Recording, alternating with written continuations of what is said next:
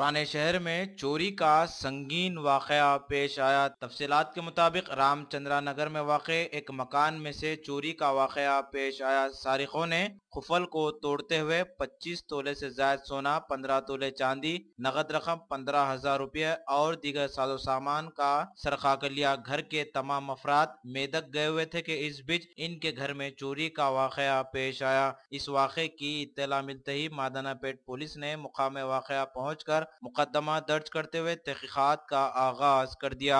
IND today के नुमाइंदे से बातचीत करते हुए मालिक मकान एजाज ने बताया, नाम अयाज है। ये मेरे घर में कल रात में हम लोग मेदक जाने की वजह से ये जो सोने की गोल्ड फल तोड़ के जो चोरी हुई, जिसमें से मेरे और मेरे भाई की मिसेस का गोल्ड चोरी हुआ।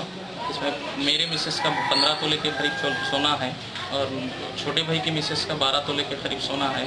चांदी 15 तोले, टोटल अप्रॉक्सीमेटली 15 तोले की चांदी बता रहे हैं और लिक्विड कैश 15,000 रुपये तक था सर। फल तोड़ के चोरी करे। आपका नाम? मेरा नाम अयाज है।